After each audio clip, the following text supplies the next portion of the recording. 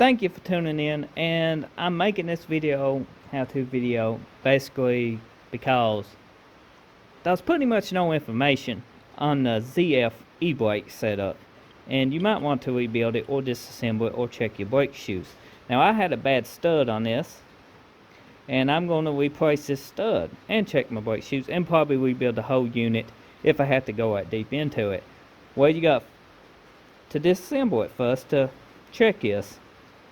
Good design.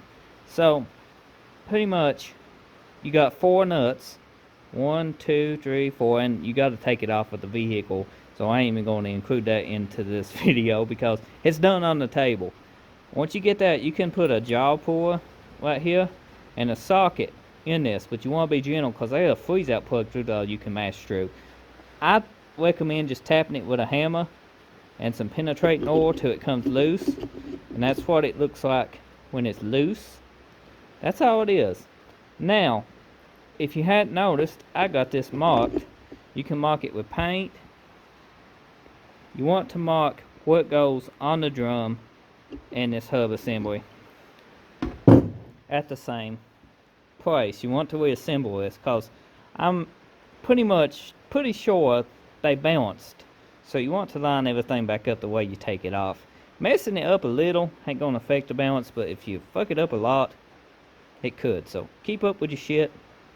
Don't lose it. Now, the brake drum. I seen people with this off.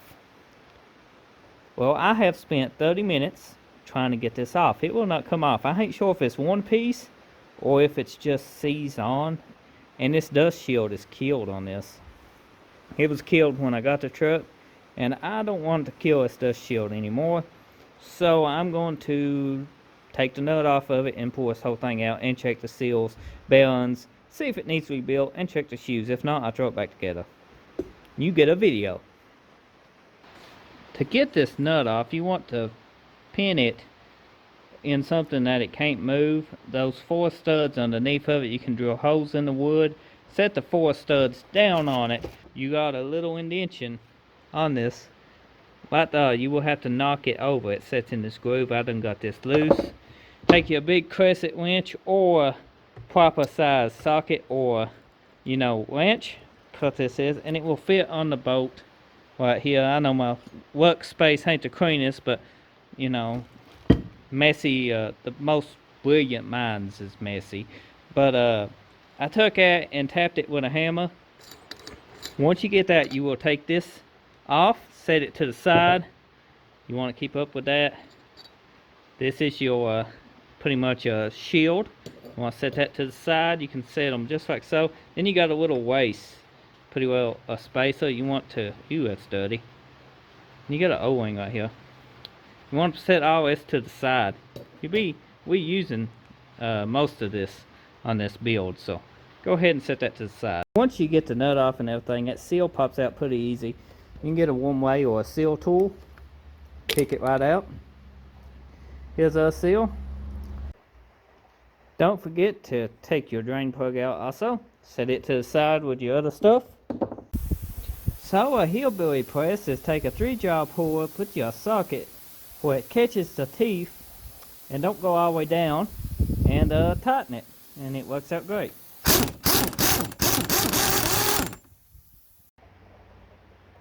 The bearing, we got it off, and it's got a little brush washer you want to keep up with. Here's the shaft, and my drum is still stuck on it. I don't know if it's made one piece or not. I'm about to find out. The bearing, that's actually still probably pretty good. We do need some new seals though, and new pads. These is cracked and brittle, and it's been leaking. As you can tell, it needed rebuilt anyway. So, well, that's gonna be a whole nother video. The drum does come off. Now, getting that off while it's on the truck after you're taking 4 bolts to check your pads, I don't know, because it's pressed on pretty tight. It must get run down and pressed on with this. I found a leak right here. This, like that little spring, it's got that seal pretty well killed out. Other than that, it looks pretty good. Put some new shoes on it, new hardware, clean up. We set these releases here So we had to press that out a little bit and get everything lined out. We should be good. So you got these 4 bolts, 1, 2, 3, 4. You will pretty well zip off. This plate come off, and these brake shoes is pretty well spring loaded.